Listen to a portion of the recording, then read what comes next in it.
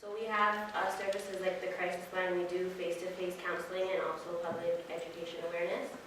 But some of the barriers that youth experience with reporting sexual violence is like the fear and stigma that comes with being a survivor of sexual violence. Sometimes society perpetuates these stigmas that being a survivor, you're somehow weak, and that's not the case at all. So that's a barrier that youth experience, the negative response that they also get from the person that they report to. So sometimes as youth reporting to a person that you've experienced sexual violence takes a lot of courage, and the supports that we receive or that the person that reports receives is not always as strong, so they need to be a little bit better.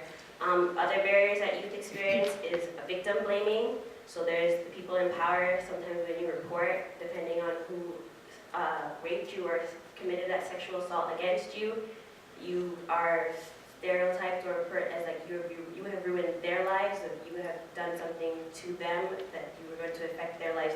And a lot of times the impact on the survivor's life is not considered at all.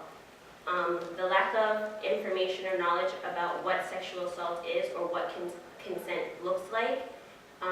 There's not enough conversation on what sexual assault is in the community. A lot of times we look at rape like it's not happening. It's something that can be dealt with in the home, when it's something that as a community, as a larger population with the city of Toronto, we need to start talking about and putting an end to the rape culture in Toronto. Another issue or barrier that youth experience is the fear of being disbelieved, the shame and embarrassment that comes with it, even the gossip that comes after it, the fear of revenge, that there may be threats towards them for reporting and taking that courageous step. There may be threats towards their family or friends. There's the impacts of that they may have. Depending on your social location or community that you belong to, you may not even feel comfortable enough with being able to go to the police, because the police are not always as supportive depending on what community you come from. That just like they said before, like the LGBT community, you may come from the Aboriginal community. Sometimes the people you report to, the courts, the police, they're not as always supportive as you would like. Another barrier that people have or youth experience is the perpetrators of the sexual violence use manipulation tactics or strategies. They thought that you wanted it, it was something that you wanted. If you were to go and report this, you would not be believed. And that's not always the case. There are services that are out there that will listen to you. Like we have the crisis line at the Toronto Rape Crisis Center.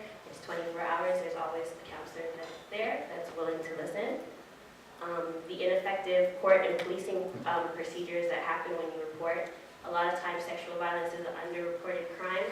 And even with it under the people that report it, there aren't many convictions that come out of these reports that happen, and sometimes it's often a slap on the wrist, and the onus is on the victim to prove what happens to them, and you're not even the victim of your crime. Once you report it, you are now a witness to the incident, because you are property of the city or the property of the state, and once you are damaged goods, your story is not your story anymore. So a lot of victims or survivors feel like they don't control how the process is done. Another barrier that youth experience is the lack of support from the service providers and healthcare providers. Sometimes the stigmas, we forget that as service providers, what we're there for, we're actually here to help people and not make their lives more complicated and get caught up in a capitalistic society. The way the media looks at sexual violence and the way the media makes young girls or hypersexualizes young girls. Often when they report crimes, they make it seem like because of what you were wearing or your skirt was too short, you were asking for it, when that's not the case. You have women, men, we have the right to control our bodies and wear whatever we want. It doesn't give you the right to sexually assault us, so the media can really perpetuate some harmful stigmas against individuals. And then for boys and men, for some of the experience that they may experience with reporting are the lack or limited treatment programs out there or resources to the experiences that they have. The lack of society recognizing that abuse does happen to boys and men, and it's not sometimes the myth that women do not rape men, even not young boys, that women are committing these offenses. A lot of times we look at sexual violence like it's only a one gender crime, and it's not that. So it's really about communities starting to have this conversation that sexual violence is real in Toronto, it's real in the world, and we need to start talking about it so that we can start preventing these things from happening.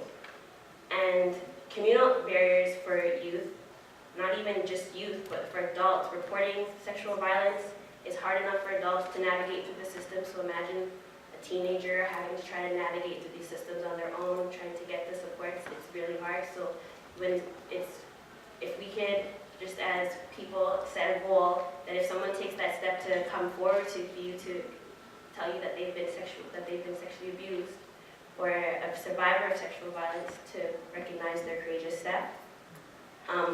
Another barrier is that the myth around stranger danger, that the people who are raping people or committing sexual violence are strangers. A lot of times sexual violences that happen are from people that we know. So if we start talking about it and being more supportive to each other, I think that the conversation will start to happen. Institutional barriers that youth experience or youth may experience when they're reporting is the failure of the police again, the failure of the court justice system, and all of that good stuff. So we have to start talking about it and supporting each other, and being able to come up and say that you're a survivor of sexual violence doesn't mean that your life stops. You can strive through society well and become amazing individuals. Thank you.